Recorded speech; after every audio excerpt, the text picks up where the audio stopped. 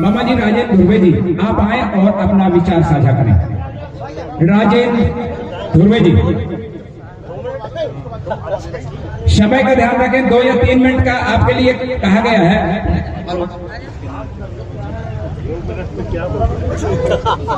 सबका बुलवाने यार, कोई सम्मान नहीं, संयुक्त रूप से सम्मान को बोल।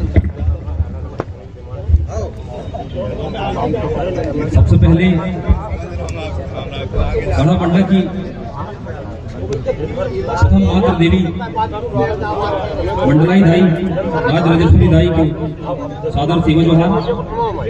गणा मंडला की खीरो दाई खीरा मुठोर ठाकुर बाबा पाठ बाबा भैरो बाबा नानाकर छावर देव घाट के भटवैया पंगट के पंधारे मुराल पेन विमाल पेन कहानी पारी गुजार लिंगो दौगल लिंगो समस्त लिंगो बावनगढ़ के राजा रानी बावनगढ़ की समस्त माता शक्ति पितृ शक्तियों को और आप समस्त सगा समाज को मेरी तरफ से सादर सेवा जोहार। और पिछले 50 सालों से गोंडवाना संस्कृति को संगीत के माध्यम से जन जन तक पहुंचाने वाले हमारे पिता तुल्य हमारे समक्ष उपस्थित आदरणीय प्रेम साहब रावी जी के चरणों में सादर सेवा जोहार। सबसे पहले यह बताना जरूरी है कि हम एक लोकतांत्रिक देश में हैं और हमारा जो देश है वो संविधान से संचालित है, यानी संविधान इस देश का सर्वोच्च राष्ट्रीय ग्रंथ है। इसके अलावा कोई दूसरा सर्वोच्च राष्ट्रीय ग्रंथ नहीं है। इस बात को समझने की जरूरत है। और हमारे देश के संविधान की प्रस्तावना को समझना इसलिए जरूरी है कि वह संविधान का आईना प्रस्तुत करती है। यदि संविधान की प्रस्तावना को अक्षर समझ लिया जाए तो इससे साफ समझ में जाएगा कि भारतीय संविधान आगे क्या कहता होगा। भारतीय संविधान की प्रस्तावना को मैं आप सबके समक्ष रखना चाहूंगा पढ़ करके, उसे समझें और आपको पता चलेगा कि कैसे संविधान के साथ छेड़छाड़ किया जा रहा है, कैसे आपके संवैधानिक ऐतिहासिक सांस्कृतिक अधिकारों के साथ छेड़छाड़ किया जा रहा है। तो आपको ध्यान से सुनना है दोस्तों। सजोर पेंटा, बड़ा पेंटा, हम भारत के लोग भारत को एक संपूर्ण प्रभुत्व संपन्न समाजवादी पंथ निरपेक्ष लोकतंत्रात्मक गणराज्य बनाने तथा उसके समस्त नागरिकों को सामाजिक आर्थिक राजनीतिक न्याय प्रदान करने, विचार अभिव्यक्ति विश्वास धर्म और उपासना की स्वतंत्रता प्रदान कराने, प्रतिष्ठा एवं अवसर की क्षमता प्राप्त कराने तथा उन सब में व्यक्ति की गरिमा और राष्ट्र की एकता अखंडता सुनिश्चित करने वाली बंधुता को बढ़ाने के लिए दृढ़ संकल्प होकर अपने इस संविधान सभा में आज दिनांक 26 नवंबर 1949 बीती मार्गशीर्ष शुक्ल सप्तमी संवत 2006 विक्रमी द्वारा संविधान को अंगीकृत अधिनामित और आत्मार्पित करते हैं संविधान की प्रस्तावना है। इसमें लगभग 92 करीब शब्द हैं और संविधान की प्रस्तावना के साथ कैसे इस जिले के कलेक्टर सोमेश मिश्र जी के द्वारा छेड़छाड़ किया जा रहा है, इस बात को समझने की जरूरत है। संविधान की प्रस्तावना में केवल एक बार संशोधन किया गया जिसे कहते हैं 42 अमेंडमेंट 1976, 42वां संविधान संशोधन 1976, जिसे मिनी कॉन्स्टिट्यूशन के नाम संज्ञा दी गई है। इसे छोटा संविधान बताया गया है संविधान निर्माताओं और जानकारों के द्वारा। तो सरदार स्वर्ण सिंह समिति की सिफारिश के आधार पर जो संशोधन किया गया उसमें भारतीय संविधान की प्रस्तावना में 3 शब्द जोड़े गए और जिन्हें आज तक अक्षरशः माना जा रहा है इस देश के अंदर। वो 3 शब्द थे पंथ निरपेक्ष, समाजवाद और अखंडता।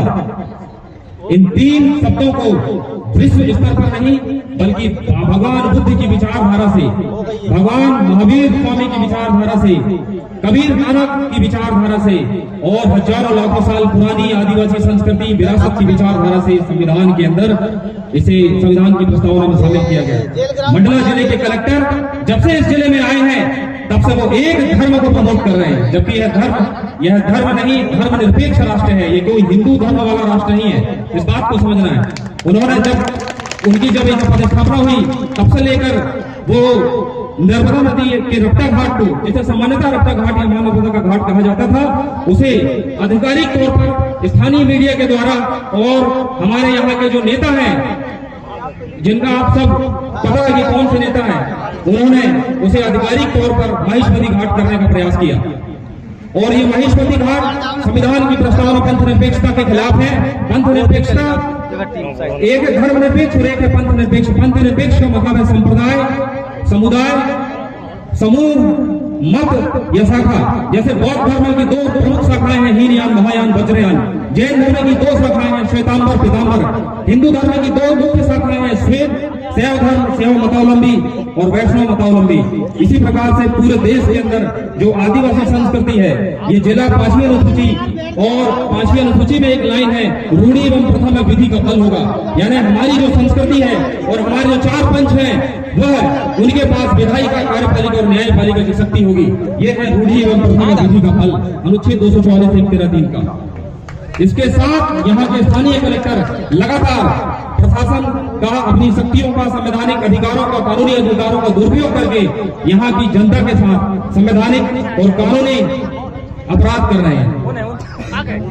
हमारी जो पीएचई मंत्री है, इन्हें एक संगठन विशेष के व्यक्ति के द्वारा लिखकर दिया जाता है पर्दे के पीछे से, जिसे मनुवाद और ब्राह्मणवाद कहते हैं। ये देश ब्राह्मणवाद वर्सेस प्रकृतिवाद विरुद्ध है। यह देश में ब्राह्मणवाद विरुद्ध है, अम्बेडकरवाद की लड़ाई है। इस देश में जो लड़ाई है वो जय भीम जय जोहार वर्सेस मनुवाद की लड़ाई है। इस बात को समझना होगा।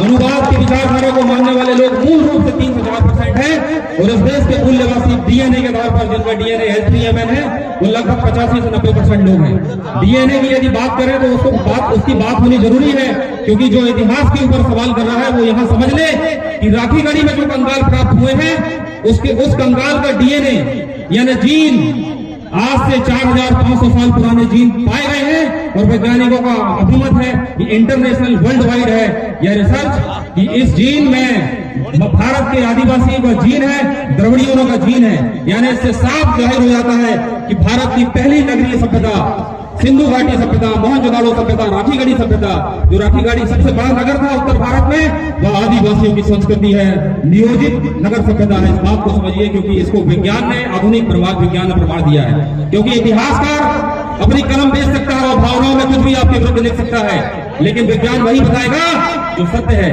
और हम सबका 85% लोगों का जो डीएनए H3MN डीएनए कोड है, और डीएनए के आधार पर हम यहाँ जितने भी आदिवासी हैं और जितने कन्वर्टेड लोग हैं, जितने ओबीसी भाई लोग हैं, जो हमें आदिवासी और ओबीसी कल्चरी वंश के समाज को आपस में लड़ाने की एक साजिश रची जा रही है, उसके बारे में एक और जजमेंट हमारी सुप्रीम कोर्ट का 5 जनवरी 2011 का, जिसमें तत्कालीन न्यायाधीश मार्कंडे काड़जू और ज्ञान सुधा मिश्रा जी ने साफ और स्पष्ट कहा है, इस देश का मूल निवासी कोई और नहीं बल्कि आदिवासी है, और बाकी सब माइग्रेटेड है। और उसके बाद इतिहास के ऊपर चर्चा करना बेकार की बात है। आप सभी को बहुत बहुत धन्यवाद। जय जोहार, जय भीम। जोरदार तालियों से स्वागत करें, अभिनंदन करें।